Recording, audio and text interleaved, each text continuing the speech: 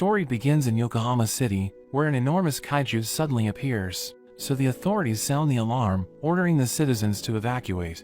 It starts destroying the city, and everyone watches the news, as a helicopter starts blasting the monster, but it doesn't do anything, so everyone starts to get worried. But an elite unit known as the 3rd Division arrives to fight the kaiju, and their captain Mina fires her railgun, killing the kaiju with a single shot. Everyone celebrates the victory, thinking the 3rd Division is amazing because they were able to defeat the kaiju without any casualties. A team arrives to clean up the mess, and we meet a man named Kafka as he collects a sample for the researchers. He sees his teammates lifting one of the kaiju's organs, but he warns them to be careful, and it suddenly explodes. The blood burns one of his companions, so he helps the man, telling him he's going to be fine. Kafka realizes that the kaiju is massive, so it's going to take ages for them to remove it, and the supervisor orders him to remove the intestines. He doesn't want to do it, because it's a disgusting task, but the supervisor tells him he has no choice, and his colleagues wish him luck, knowing the intestines are filled with the kaiju's poop. He throws up upon seeing the intestines, but he knows he needs to do his job, so he cuts through it anyway. Kafka returns home, but he can still smell the kaiju's poop, and he watches the news, realizing that everyone is praising Mina because she has defeated hundreds of kaiju at such a young age. We learn that she's his childhood friend, and he wanted to exterminate kaijus with her, but he's nowhere near her level, so he becomes depressed, wondering how he ended up in his position, but he decides not to think about it, knowing he's helping society by cleaning up the kaiju's remains. The next day, he reports to his office, where he meets his new coworker named Reno, but he says that he plans to join the defense force. Another man named Takuta tells him that Kafka used to have the same dream, but he gave up on it. So Reno thinks he's pathetic, asking him why he gave up, but he explains that he did his best, and he still wasn't accepted into the defense force. Reno doesn't want to end up like him, so he mentions that he will never give up, and he leaves the room, as Kafka realizes that he sounds like a loser. They return to the kaiju, and Reno is assigned to the intestines, so Kafka celebrates, thinking Reno is about to get what he deserves. But the supervisor tells Kafka to work with Reno, so he becomes upset, wondering why he always gets the dirtiest jobs. But the supervisor notes that he has grit, thinking he would have done well in the defense force if he passed the test. During their break, Kafka realizes that Reno has lost his appetite, so he gives him a vitamin pack, telling him to drink it so he doesn't pass out. Kafka adds that he needs to plug his nose, saying he needs to do it to survive, but he refuses, so he forces him to do it, and they start working together, as Kafka helps Reno with his job. Later that day, everyone prepares to go home, but Reno approaches Kafka, thanking him for his help. He can't believe Reno is doing this, and he tells Kafka that it's not too late to join the defense force, because they've raised the age limit for applicants. Reno knows he isn't happy with his life, because he looked sad when he talked about giving up, and Reno tells him to do whatever he wants.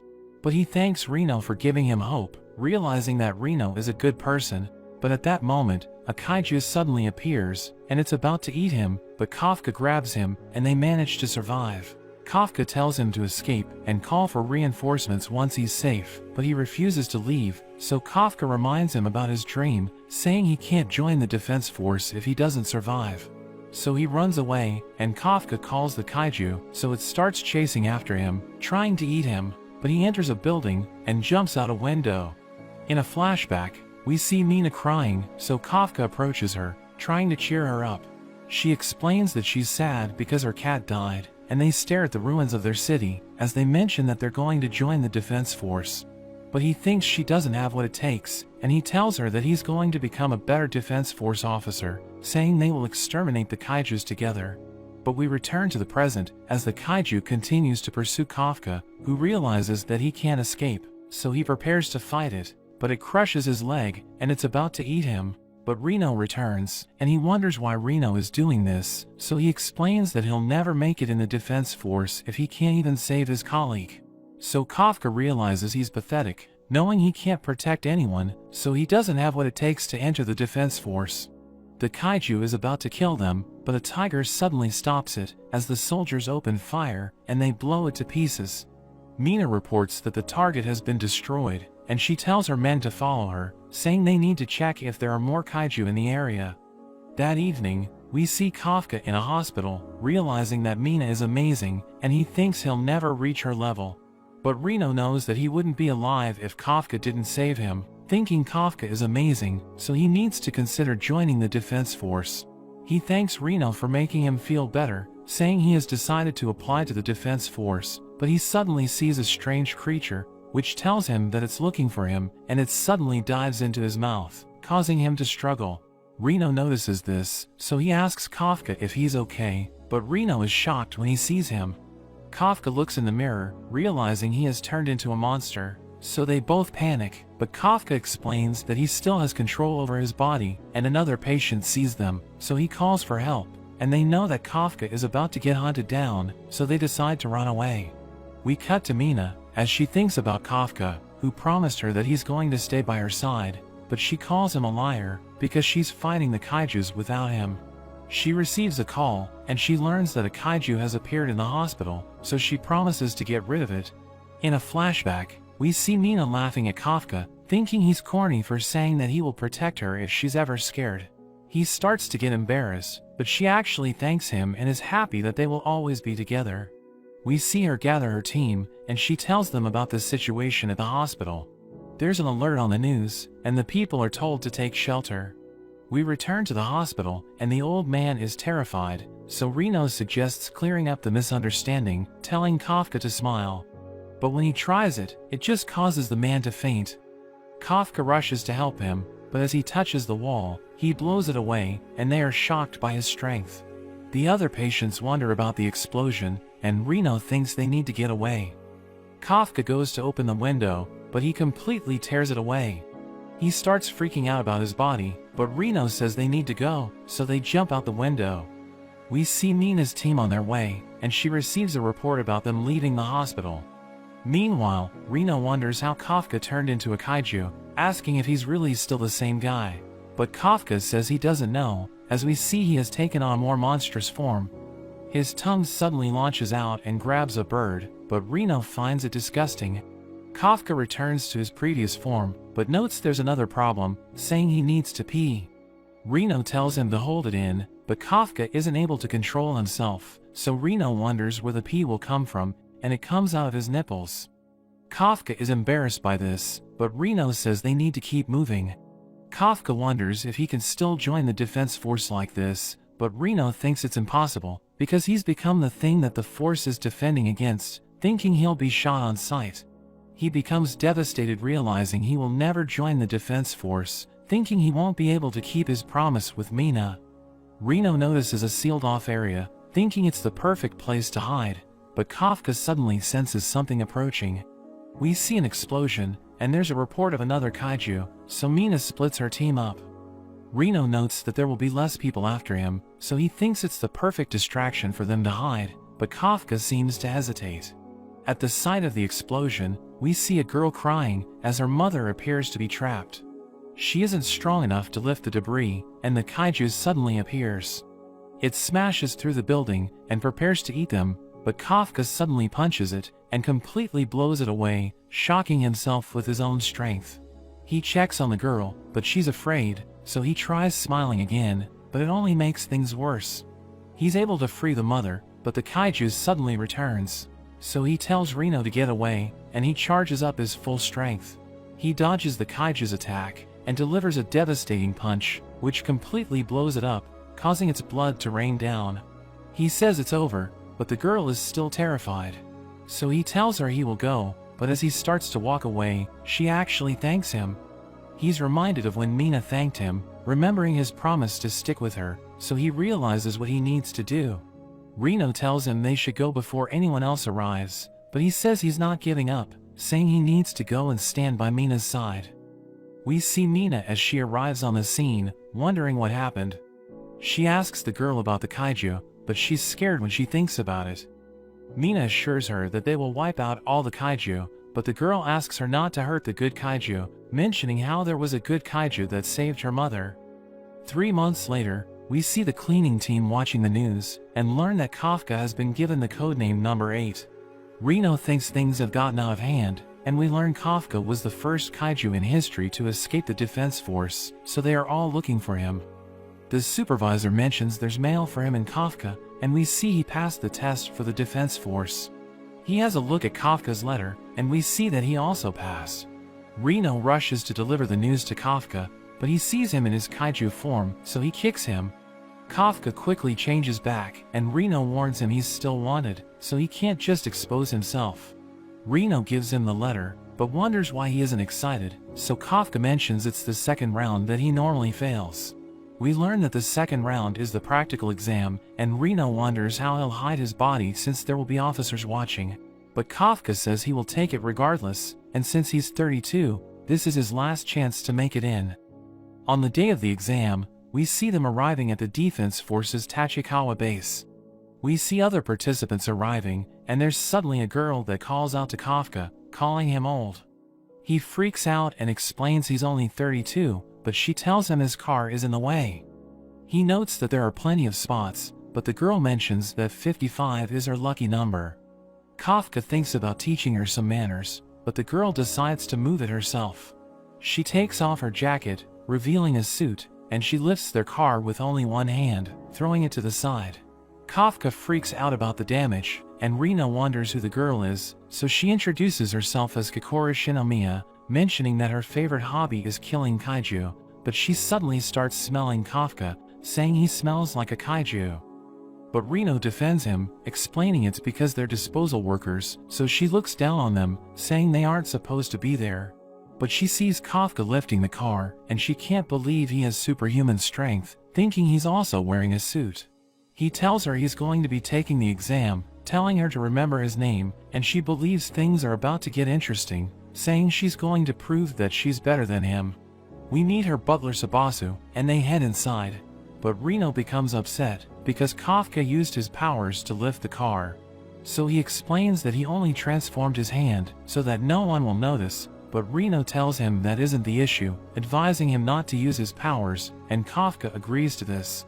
They make their way inside, as Kafka notes that this is his last chance to join the defense force, so he's determined to give it everything he has. We learn that the second round of the exam has two parts, and they aren't sure if they're going to do well during the aptitude test, so they decide to give the fitness test everything they have. But as the exam begins, we see Kafka struggling, as he notes that his performance is worse than before, so he thinks he got weaker because of his age. Kafka doesn't perform well, so Kokoro mocks him, because he told her to remember his name, but his ranking is terrible, and he's nowhere near her level. So he falls into despair, but Reno admires him for not using his powers, and he explains that he doesn't want to play dirty, knowing everyone is doing their best to pass the exam. But he thinks about his ranking, realizing he could have improved it by using his powers, but Reno explains that there's another reason why he didn't do well. They start talking about the top dogs in the exam, and Reno tells Kafka about the rank 2 candidate, Haru Izumo, revealing that he graduated top of his class from a prestigious university. The rank 3 candidate named Furuhashi also graduated as a valedictorian from his school, and he's known for his incredible strength. The top candidate, Kagura, was invited to become an elite member of Japan's ground force, but he turned down the offer because he wanted to join the defense force instead. Reno adds that there are other competent candidates, so he knows the competition is going to be tough. But he mentions that everyone's watching Kokoro, saying she's considered to be a prodigy because she was able to graduate from a prominent university at the age of 16. So they think she has incredible talent, and everyone wants to defeat her. Kafka approaches her, saying she's amazing, but her bodyguards beat him up, telling him not to touch her. She thinks he's pathetic, and she promises to keep making him look bad, so he becomes upset, saying he's going to get his revenge. But he thinks he's going to fail the exam, so Reno tells him not to lose hope, thinking the next test is about kaiju corpse disposal, so they think they have the advantage. The candidates head to the next area, where they meet Sashiro Hashina, the vice captain of the 3rd Division, who tells them they're about to have their aptitude test. He opens a gate, and Kafka is excited for kaiju corpse disposal, but Sashiro tells them they're going to be killing kaiju instead. Reno and Kafka are happy to hear this, and a kaiju tries to leave the gate, but it's stopped by a barrier. Kokoro sees Kafka freaking out, so she laughs at him, and Sashiro explains that they'll be wearing combat suits during the test. Reno wears his suit, and it fits him perfectly, as it mentions that it has finished analyzing his body. Sashiro explains that the suits are made of organic material taken from kaiju, and it grants the user superhuman abilities. The operator Konomi measures the candidate's unleashed combat power, revealing that Reno has only tapped into 8% of his suit's power, while the top students have unlocked over 10%. Sashiro mentions that they should be able to reach 20% after they finish training, and Furuhashi appears to be disappointed with his result. But Sashiro finds them interesting, because only talented candidates can unlock 10% of the suit's potential without training.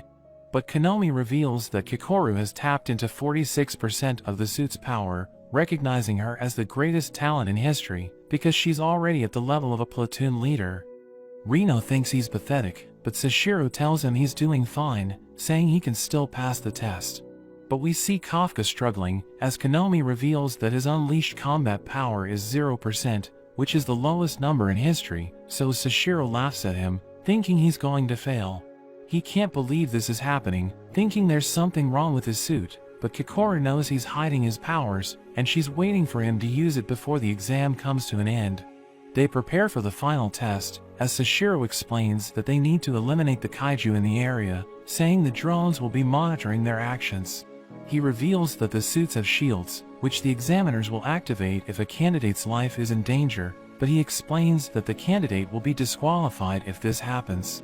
The test begins, and Kikoru starts jumping around the area, shooting down the kaiju in her path. But Kafka struggles to move around, saying his weapon is too heavy because his suit isn't giving him power. Reno wonders what they should do, knowing they aren't strong enough to defeat the kaiju, but Sashiro reveals that Mina is watching them. So Kafka remembers his promise to her, and he recalls that this is his last chance to join the defense force, so he's determined to succeed. He thinks there are drones in the area, because the examiners want to see how the candidates will adapt to difficult situations. So Reno realizes that they don't need to kill the kaiju themselves, and they decide to do their part by supporting the others. They see Haru's group fighting a kaiju, and they're struggling against its armor, but Kafka knows its weakness because he disposed of its body in the past. So he throws a bomb, and it stuns the kaiju, as he explains that it has incredibly good hearing, so the explosion overwhelmed its senses. He tells Haru to aim for its stomach, so he follows Kafka's instructions, and their bullets are able to penetrate it, causing the kaiju to explode. He thanks Kafka for his help, and he starts looking for another kaiju, thinking he can pass the exam without using his powers. But a kaiju suddenly attacks him, sending him crashing against a wall, and the examiners note that he's injured, thinking he can't continue fighting. So they prepare to activate his shield, but he refuses to give up, knowing Mina is watching him. The kaiju is about to eat him, but it suddenly gets blown into pieces, as Kikoru arrives, telling him she can clear the area alone, so he can just stay on the ground, calling him a loser.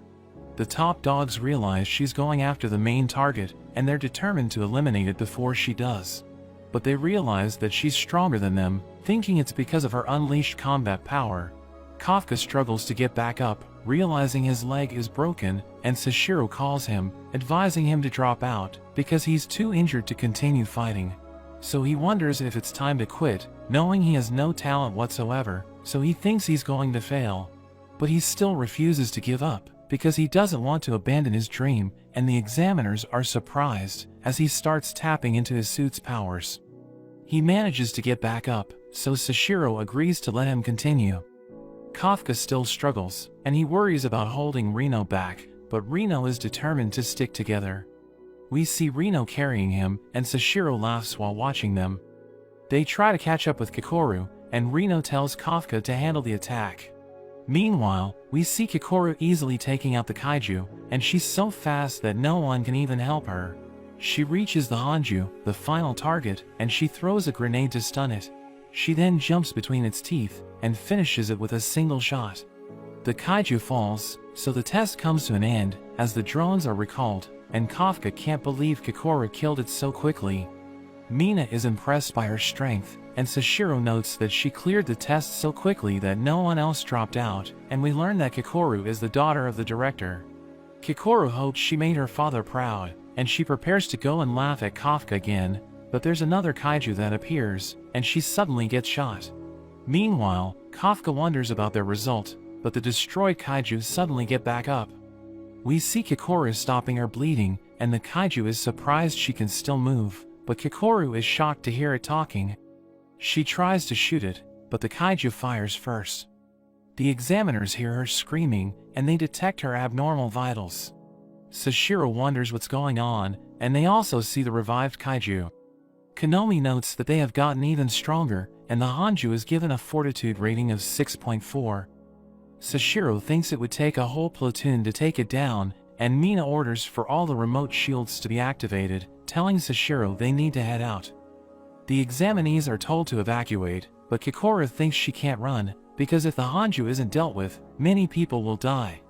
She manages to close her wounds thanks to her suit, and she prepares to keep fighting, thinking she needs to be perfect, but the Hanju instantly smashes her.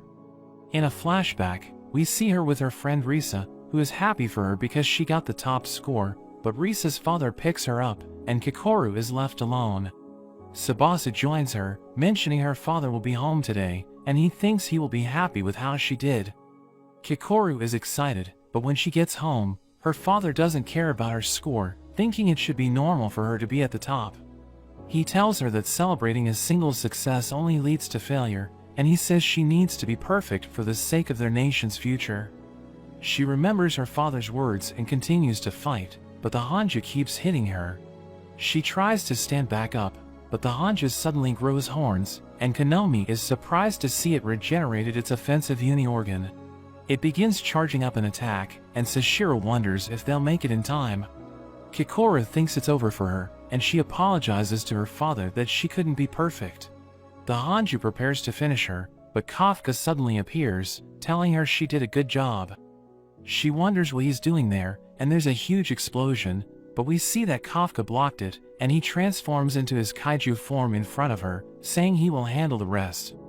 Meanwhile, we see everyone else evacuating, and Kagura shoots a flare to help guide everyone.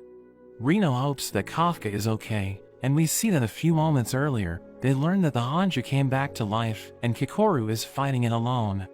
Their orders are to evacuate, but Kafka disappears, and Rino worries that he's planning on transforming. Back in the present, Kikoru wonders what's going on, and Kafka begs her to keep his secret. The Hanju charges up another attack, but Kafka just slaps it away, and he promises to tell her more after the fight. Konomi detects his energy, but the cameras are knocked out from the explosion. She notes that he has a fortitude rating of 9.8, but Sashiro says it's impossible, thinking the explosion must have scrambled their measurement system, because 9.8 would be the strongest kaiju in history. Kafka knows he doesn't have much time, so he decides to finish things with a single punch. He clashes with the Hanju, but he completely overwhelms it, blowing it into pieces. Kikoru wonders who he is, and Kafka suddenly rushes at her, but he takes out a kaiju behind her. He tells her she shouldn't put herself in such danger, but Rino suddenly arrives and starts reprimanding him for transforming. They start to argue, but Kikoru ends up passing out. Sashiro and Mina arrive on the scene, and they wonder what happened. They get a report that Kafka and the others made it to the shelter, but Sashiro thinks Kikoru isn't strong enough to be responsible for this. Sashiro is reminded of the previous incident 3 months ago, so he wonders if they're related. We see Kafka in the hospital, and Rino notes that Kikoru's condition is also looking good, mentioning that she's getting the best treatment. Kafka gets jealous of this, but Mina suddenly visits them, and she thanks them for saving Kikoru. She leaves after this, and Kafka wants to call after her, but decides to wait until he becomes an officer. Kikoru wakes up, and she's visited by Sashiro. He tells her that everyone survived, and he thanks her for dealing with the Hanju, but she hesitates to agree, so he wonders if something else happened. She thinks about Kafka saving her, and she decides to keep his secret, saying she was the one who killed the Hanju. The incident is reported on the news, and the mysterious kaiju is surprised there were no casualties. He suddenly gets a call, telling him his break is over, and we see him transforming into a man. As he leaves the toilet, we learn that he's the newest member of the cleaning squad.